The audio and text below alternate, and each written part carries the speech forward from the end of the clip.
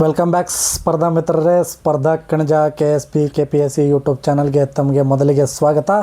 ಇವತ್ತಿನ ಈ ಒಂದು ತರಗತಿಯಲ್ಲಿ ಗಾಂಧಿ ಯುಗಕ್ಕೆ ಸಂಬಂಧಿಸಿದಂತೆ 1915ರಿಂದ 1947 ಅವಧಿಯಲ್ಲಿನ ಗಾಂಧೀಜಿಯವರ ಕೈಗೊಂಡಿರುವಂಥ ಪ್ರಮುಖ ಉಪವಾಸ ಸತ್ಯಾಗ್ರಹಗಳಾಗಿರಬಹುದು ಮತ್ತು ತೆಗೆದುಕೊಂಡಿರುವ ನಿರ್ಧಾರಗಳಾಗಿರಬಹುದು, ಪತ್ರಿಕೆಗಳಾಗಿರಬಹುದು, ಅವರ ನೆಚ್ಚಿನ ಶಿಷ್ಯರಾಗಿರಬಹುದು ಅಥವಾ ರಾಜಕೀಯ ಗುರುಗಳಾಗಿರಬಹುದು. ಸೊ ಇದಕ್ಕೆಲ್ಲ ಸಂಬಂಧಪಟ್ಟಂತೆ ಪೊಲೀಸ್ ಸ್ಪರ್ಧಾತ್ಮಕ ಪರೀಕ್ಷೆಯಲ್ಲಿ ಆಗಿರಬಹುದು ಅಥವಾ ಇತರೆ ವಿವಿಧ ಕರ್ನಾಟಕ ರಾಜ್ಯ ಸರ್ಕಾರ ನಡೆಸುವಂತಹ ವಿವಿಧ ಸ್ಪರ್ಧಾತ್ಮಕ ಪರೀಕ್ಷೆಗಳಲ್ಲಿ ಗಾಂಧಿ ಯುಗಕ್ಕೆ ಸಂಬಂಧಿಸಿದಂತೆ 2 ರಿಂದ 3 ಅಂಕಗಳು ಖಂಡಿತವಾಗಿ ಬಂದೇ ಬರ್ತವೆ. ಸೊ ಅದರ ಈ ಒಂದು ನಿಟ್ಟಿನಲ್ಲಿ ಇವತ್ತಿನ ಈ ಒಂದು ತರಗತಿಯಲ್ಲಿ ಮುಂಬರುವ ಸಿವಿಲ್ ಪೊಲೀಸ್ ಆಗಿರಬಹುದು, DAR ಮತ್ತು CAR ಮತ್ತು ಇತ್ತೀಚೆಗೆ ನೇಮಕಾತಿ ಆದೇಶ ಹೊರಡಿಸಿದಂತಹ KSRP ಪೊಲೀಸ್ ಸ್ಪರ್ಧಾತ್ಮಕ ಪರೀಕ್ಷೆಗಳಿಗೆ ಉಪಯುಕ್ತವಾಗುವಂತಹ ನಿಟ್ಟಿನಲ್ಲಿ ಈ ಒಂದು ತರಗತಿಯನ್ನು ಸಂಪೂರ್ಣ ವಿಶ್ಲೇಷಣಾತ್ಮಕವಾಗಿ ನೋಡೋಣ. ಇದರಲ್ಲಿ ಯಾವುದೇ ರೀತಿಯ MCQ ಪ್ರಶ್ನೋತ್ತರಗಳಿರೋದಿಲ್ಲ. ಗಾಂಧಿ ಯುಗಕ್ಕೆ ಸಂಬಂಧಿಸಿದಂತೆ ಸಂಪೂರ್ಣ ವಿಶ್ಲೇಷಣಾತ್ಮಕ ವಿವರಣೆ ಇರುತ್ತದೆ. ಸೊ ಸ್ಪರ್ಧಾತ್ಮಕ ಪರೀಕ್ಷೆಗಳು ಹತ್ತಿರವಾಗುತ್ತಿರುವುದರಿಂದ ಗಾಂಧಿ ಯುಗದ ವಿಷಯ ಸ್ಪರ್ಧಾತ್ಮಕ ಪರೀಕ್ಷೆಗಳಲ್ಲಿ ಬಹುಮುಖ್ಯವಾದದ್ದು. ಸೊ ಇದನ್ನು ದಯವಿಟ್ಟು ಕೊನೆಯವರೆಗೂ ವಿಡಿಯೋವನ್ನು ವೀಕ್ಷಿಸಿ. ಸೊ ಇನ್ನೂ ಯಾರಾದರೂ ಕೂಡ ನಮ್ಮ ಚಾನಲನ್ನು ಸಬ್ಸ್ಕ್ರೈಬ್ ಮಾಡಿಲ್ಲಪ್ಪ ಅಂತಂದರೆ ಈ ಕೂಡಲೇ ಸ್ಪರ್ಧಾ ಕಣಜ KSP KPSC ಅನ್ನೋ ಒಂದು ಯೂಟ್ಯೂಬ್ ಚಾನಲನ್ನು ಸಬ್ಸ್ಕ್ರೈಬ್ ಮಾಡ್ಕೊಳ್ಳಿ. ಹಾಗೂ ಪೊಲೀಸ್ ಸ್ಪರ್ಧಾತ್ಮಕ ಪರೀಕ್ಷೆ ತಯಾರಿ ನಡೆಸುತ್ತಿರುವಂತಹ ನಿಮ್ಮ ಸ್ಪರ್ಧಾ ಮಿತ್ರರಿಗೂ ಈ ಚಾನಲನ್ನು ಶೇರ್ ಮಾಡಿರಿ. ಸೊ ಹಾಗಿದ್ದರೆ ಜಾಸ್ತಿ ಹೊತ್ತ ಟೈಮ್ ವೇಸ್ಟ್ ಮಾಡೋದು ಬೇಡ.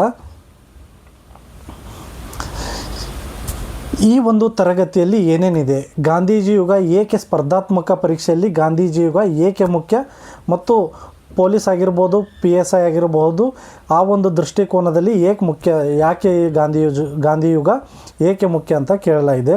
ದಕ್ಷಿಣ ಆಫ್ರಿಕಾ ಮತ್ತು ಸತ್ಯಾಗ್ರಹದ ಪ್ರಯೋಗಶಾಲೆ ಏನು, ಅಥವಾ ಗಾಂಧೀಜಿಯವರ ಆರಂಭಿಕ ಸತ್ಯಾಗ್ರಹಗಳಾದಂಥ ಚಂಪಾರಣ್ಯ, ಅಹಮದಾಬಾದ್, ಖೇಡಾ ಹಾಗೂ 5 ಮಹಾನ್ ಚಳುವಳಿಗಳು ಮತ್ತು ಅದರ ಆಳವಾದ ವಿಶ್ಲೇಷಣೆ ಇದರಲ್ಲಿದೆ.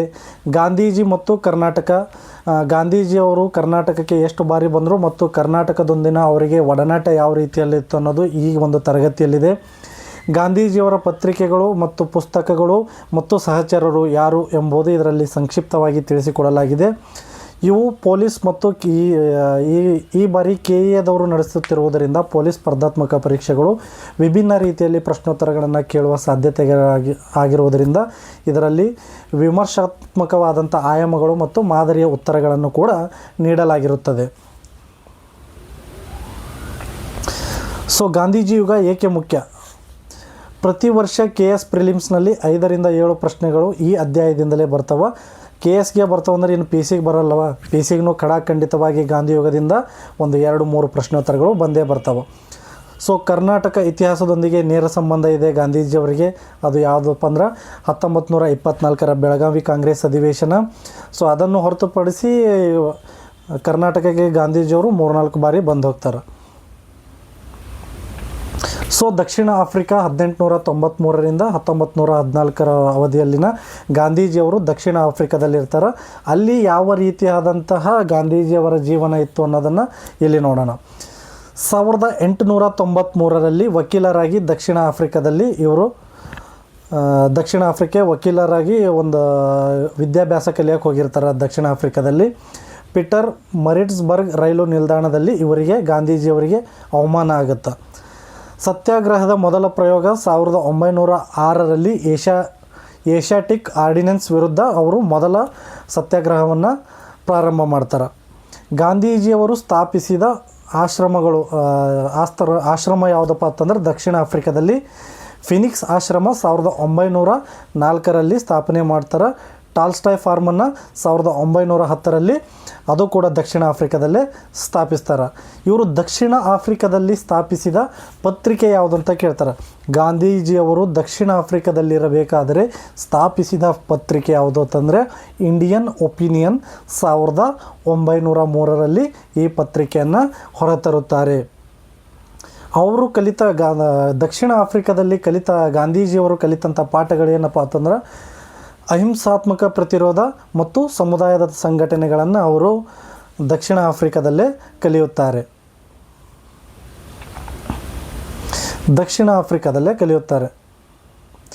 ಭಾರತದಲ್ಲಿನ 3 ಸತ್ಯಾಗ್ರಹಗಳು.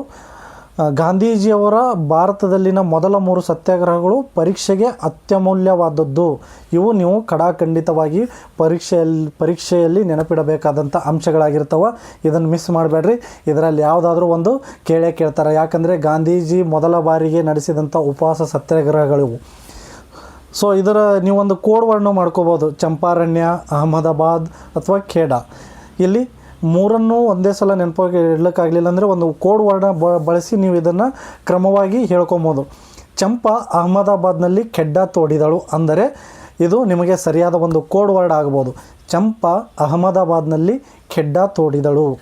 ಸೊ ಗಾಂಧೀಜಿಯವರ ಮೊದಲ ಚಳುವಳಿ ಯಾವುದಪ್ಪ ಅಂದ್ರೆ ಅದು ಚಂಪಾರಣ್ಯ ಸತ್ಯಾಗ್ರಹ. 1917ರಲ್ಲಿ ಬಿಹಾರ್ನಲ್ಲಿ ನೀಲಿ ಬೆಳೆಗಾರರ ತೀನ್ ಕತಿಯ ಪದ್ಧತಿಯ ವಿರುದ್ಧ ನಡೆಸಿದ ಮೊಟ್ಟ ಮೊದಲ ಚಳುವಳಿ ಆಗಿರುತ್ತೆ. ಇದು ಭಾರತದಲ್ಲಿ ಗಾಂಧೀಜಿಯವರು ನಡೆಸಿದ ಮೊದಲ ನಾಗರಿಕ ಅಸಹಕಾರ ಚಳುವಳಿ ಆಗಿರುತ್ತೆ. ಚಂಪಾರಣ್ಯ ಸತ್ಯಾಗ್ರಹಕ್ಕೆ ಗಾಂಧೀಜಿಯವರನ್ನು ಆಹ್ವಾನ ಮಾಡಿದವರು ಅಥವಾ ಕರೆದವರು ಯಾರಪ್ಪ ಅಂತಲೂ ಎಕ್ಸಾಮ್ನಲ್ಲಿ ಕೇಳುವ ಚಾನ್ಸಸ್ ಇರುತ್ತೆ. ಗಾಂಧೀಜಿಗೆ ಆಹ್ವಾನ ನೀಡಿದವರು ಯಾರಪ್ಪ ಅಂತಂದ್ರೆ ಚಂಪಾರಣ್ಯ ಸತ್ಯಾಗ್ರಹಕ್ಕೆ ಅವರು ರಾಜಕುಮಾರ್ ಶುಕ್ಲಾ ಅವರು ಗಾಂಧೀಜಿಯವರಿಗೆ ಏನು ಮಾಡ್ತಾರಪ್ಪ ಅಂದ್ರೆ ಒಂದು ಆಹ್ವಾನ ನೀಡ್ತಾರೆ. ಸೊ ಅಲಹಾಬಾದ್ ಮಿಲ್ ಮುಷ್ಕರ ಗಾಂಧೀಜಿಯವರ 2ನೇ ಚಳುವಳಿ ಆಗಿರ್ತದೆ. ಸೊ 1918ರಲ್ಲಿ ಗುಜರಾತ್ನಲ್ಲಿ ಈ ಒಂದು ಅಹಮದಾಬಾದ್ ಮಿಲ್ ಮುಷ್ಕರ ನಡೆಯುತ್ತಾ. ಇದು ಕಾರ್ಮಿಕರಿಗಾಗಿ ಪ್ಲೇಗ್ ಬೋನಸ್ ನೀಡಲು ಮಾಡಿದಂತಹ ಒಂದು ಚಳುವಳಿ ಆಗಿರ್ಬೋದು, ಒಂದು ಸತ್ಯಾಗ್ರಹ ಆಗಿರುತ್ತದೆ. ಇದು ಭಾರತದಲ್ಲಿ ಗಾಂಧೀಜಿಯವರು ಕೈಗೊಂಡ ಮೊಟ್ಟ ಮೊದಲ ಉಪವಾಸ ಸತ್ಯಾಗ್ರಹ ಯಾವುದು ಅಂತ ಕೇಳಿದ್ರೆ ಅದು ಅಹಮದಾಬಾದ್ ಮಿಲ್ ಮುಷ್ಕರ. ಆದರೆ ಮೊಟ್ಟ ಮೊದಲ ಬಾರಿಗೆ ಚಳುವಳಿ ಅಂತ ಯಾವುದಂತ ಕೇಳಿದ್ರೆ ಅದು ಚಂಪಾರಣ್ಯ. ಆದರೆ ಮೊದಲ ಉಪವಾಸ ಸತ್ಯಾಗ್ರಹ ಅಂತ ಕೇಳಿದ್ರೆ ಅದು ಅಹಮದಾಬಾದ್ ಮಿಲ್ ಮುಷ್ಕರ. ಅಂಬಾಲಾಲ್ ಸಾರಾಭಾಯ್ ವರ್ಸಸ್ ಕಾರ್ಮಿಕರು ನಡೆಸಿದಂಥ ಈ ಚಳುವಳಿಯಲ್ಲಿ ಗಾಂಧೀಜಿಯವರು ಮೊದಲ ಬಾರಿಗೆ ಏನು ಮಾಡ್ತಾರಪ್ಪ ಅಂದ್ರೆ ಈ ಒಂದು ಚಳುವಳಿಯಲ್ಲಿ ಉಪವಾಸ ಸತ್ಯಾಗ್ರಹವನ್ನು ಕೈಗೊಳ್ತಾರೆ. ಸೊ 3ನೇ ಸತ್ಯಾಗ್ರಹ ಯಾವುದು? ಖೇಡಾ ಸತ್ಯಾಗ್ರಹ.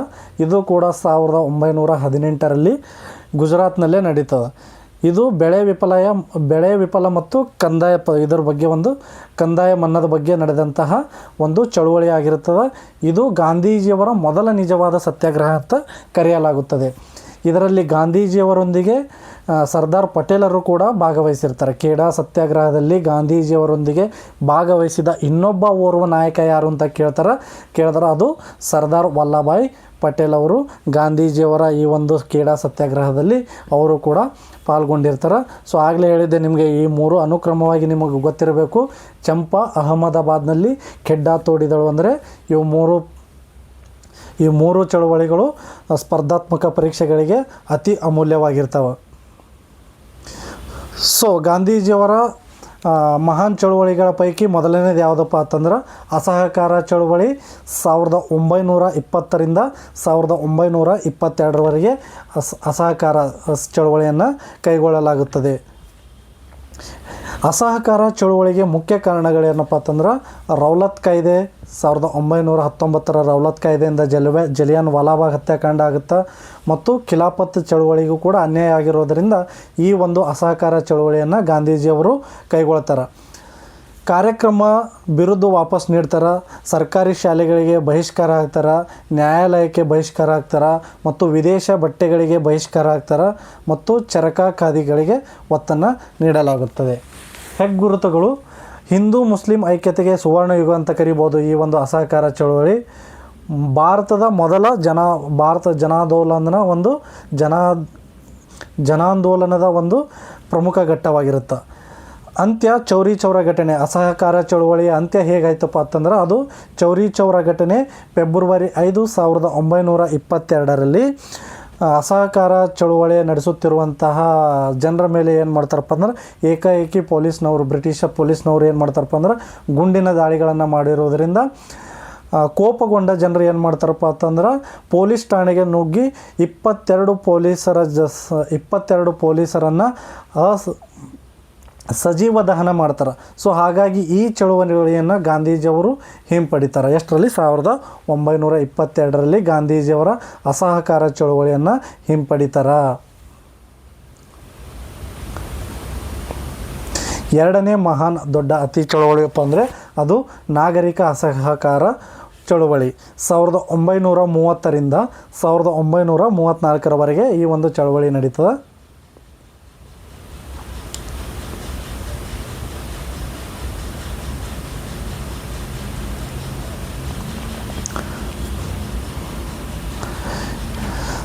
ನಾಗರಿಕ ಅಸಹಕಾರ ಚಳುವಳಿ 1930ರಿಂದ 1934ರವರೆಗೆ.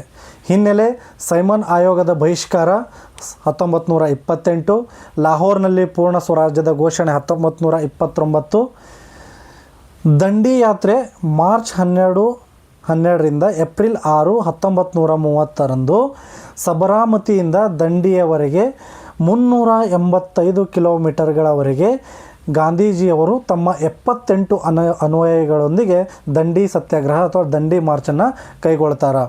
ಇವರು ಈ ಚಳುವಳಿಯ ಮೂಲಕ, ಅಸಹಕಾರ ಚಳುವಳಿಯ ಮೂಲಕ ಉಪ್ಪಿನ ಮೇಲೆ ವಿಧಿಸಿದ ಕಾನೂನನ್ನು ಮುರಿಯುತ್ತಾರೆ. ಇಡೀ ದೇಶದಲ್ಲೇ ಉಪ್ಪಿನ ಸತ್ಯಾಗ್ರಹ ಎಂದು ಇದು ಪ್ರಸಿದ್ಧಿಯನ್ನು ಪಡೆಯುತ್ತದೆ. ಒಪ್ಪಂದಗಳು: ಗಾಂಧಿ ಇರ್ವಿನ್ ಒಪ್ಪಂದ 1931, ಇದನ್ನು ದೆಹಲಿ ಒಪ್ಪಂದ ಎಂದು ಕೂಡಲು ಕರೆಯಲಾಗುತ್ತದೆ. ದುಂಡು ಮೇಜಿನ ಪರಿಷತ್ ಅಂದರೆ ರೌಂಡ್ ಟೇಬಲ್ ಕಾನ್ಫರೆನ್ಸ್, ಗಾಂಧೀಜಿ ಭಾಗವಹಿಸಿದ ಏಕೈಕ ದುಂಡು ಮೇಜಿನ ಸಮ್ಮೇಳನ ಅಥವಾ ಸಭೆ ಯಾವುದಪ್ಪ ಅಂದ್ರೆ ಅದು ಎರಡನೇ ದುಂಡು ಮೇಜಿನ ಸಮ್ಮೇಳನ. ಒಟ್ಟು 3 ದುಂಡು ಮೇಜಿನ ಸಮ್ಮೇಳನ ನಡೀತವೆ. ಅದರಲ್ಲಿ ಗಾಂಧೀಜಿ ಭಾಗವಹಿಸಿದ ಯಾವುದಾದ್ರೂ ಸಮ್ಮೇಳನಪ್ಪ ಅಂತಂದ್ರೆ ಅದು ಎರಡನೇ ದುಂಡು ಮೇಜಿನ ಸಮ್ಮೇಳನದಲ್ಲಿ ಗಾಂಧೀಜಿಯವರು ಭಾಗವಹಿಸುತ್ತಾರೆ. ಮಹಾನ್ ಚಳುವಳಿ 3. Quit India 1942. ಇದು ಸ್ಪರ್ಧಾತ್ಮಕ ಪರೀಕ್ಷೆಗಳಲ್ಲಿ ಈ ಹಿಂದೆ ಸುಮಾರು ಬಾರಿ ಕೇಳಿದರೆ. ಇದನ್ನು ಆಗಸ್ಟ್ ಕ್ರಾಂತಿ ಅಂತಲೂ ಕೂಡ ಕರೆಯಲಾಗುತ್ತದೆ. ಕಾರಣ ಇಷ್ಟೇ, ಕ್ರಿಸ್ ಮಿಷನ್ ವೈಫಲ್ಯ ಆಗಿರುತ್ತೆ. ಎರಡನೇ ಮಹಾಯುದ್ಧದಲ್ಲಿ ಜಪಾನ್ ಬೆದರಿಕೆ ಆಗ್ತಾ ಇರುತ್ತೆ. ಬ್ರಿಟಿಷರ ಮೇಲೆ ಅಪನಂಬಿಕೆ ಉಂಟಾಗಿರುತ್ತೆ ನಮಗೆ.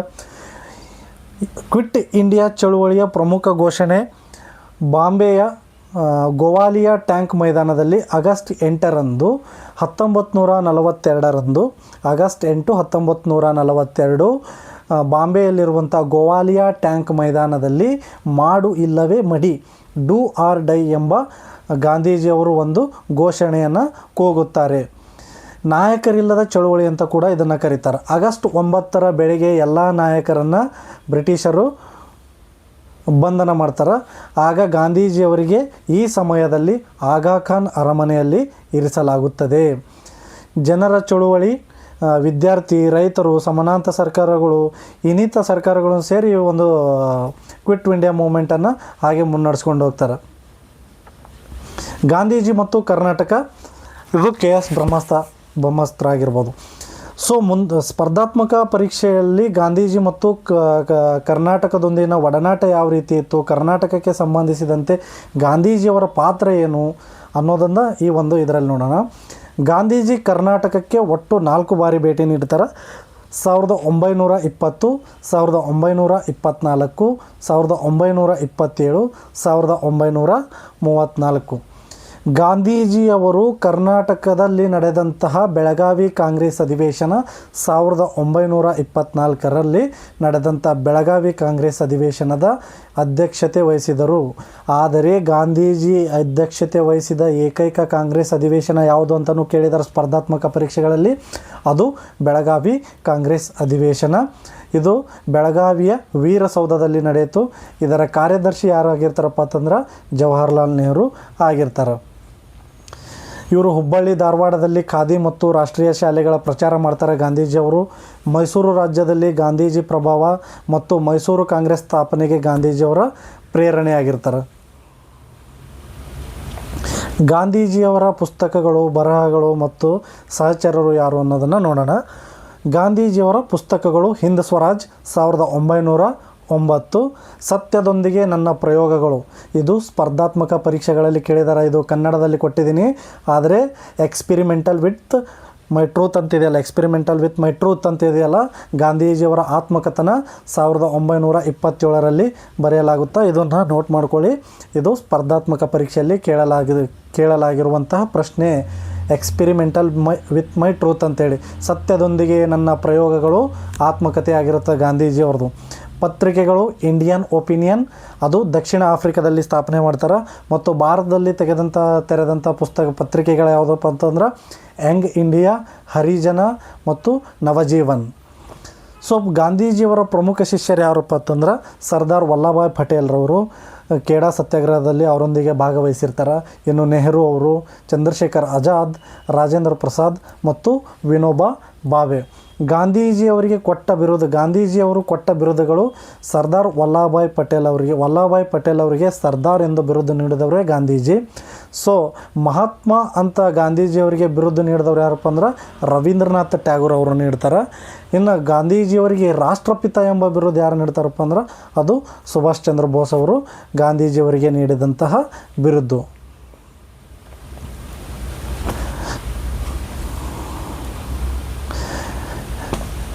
ಇನ್ನು ಕ್ವಿಕ್ ರಿವಿಷನ್, ಗಾಂಧಿ ಯುಗಕ್ಕೆ ಸಂಬಂಧಿಸಿದಂತೆ ಕ್ವಿಕ್ ರಿವಿಷನ್ಸ್, ಪರೀಕ್ಷಾ ಹಾಲ್ನಲ್ಲಿ ನೆನಪಿಡಬೇಕಾದಂಥ ಪ್ರಮುಖ ಅಂಶಗಳಿವು.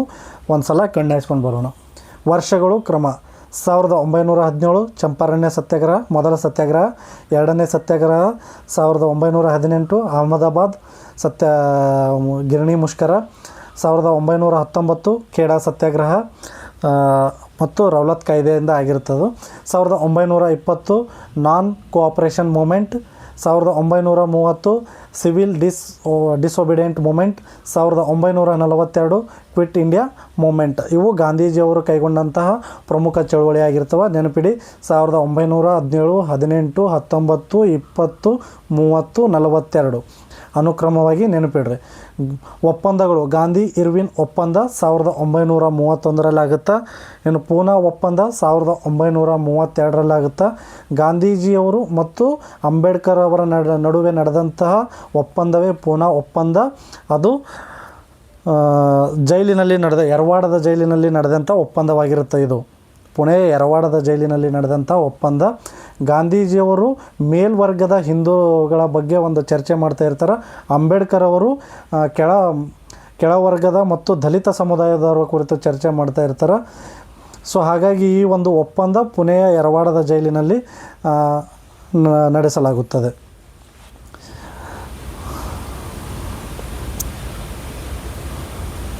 ಕರ್ನಾಟಕದಲ್ಲಿ ಬೆಳಗಾವಿ ಕಾಂಗ್ರೆಸ್ ಅಧಿವೇಶನ.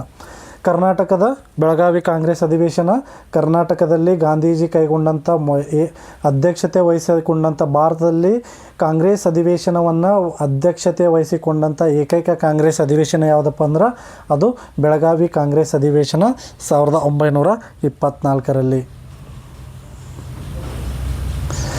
ಇದಾಗಿತ್ತು ಸ್ಪರ್ಧಾ ಮಿತ್ರರೇ ಗಾಂಧಿ ಯುಗಕ್ಕೆ ಸಂಬಂಧಿಸಿದಂಥ ಈ ಮಾಹಿತಿ. ಇದು ಸ್ಪರ್ಧಾತ್ಮಕ ಪರೀಕ್ಷೆಯಲ್ಲಿ ಕೇಳಬಹುದಾದಂಥ ಅತ್ಯಮೂಲ್ಯವಾದಂಥ ಮಾಹಿತಿಗಳು. ಸೊ ದಯವಿಟ್ಟು ಮಿಸ್ ಮಾಡದೆ ಇದನ್ನು ಸಂಪೂರ್ಣವಾಗಿ ನೋಡಿ. ಸೊ ನಿಮ್ಮ ಸ್ಪರ್ಧಾ ಮಿತ್ರರಿಗೂ ಇದನ್ನು ಶೇರ್ ಮಾಡಿ. ಧನ್ಯವಾದಗಳು.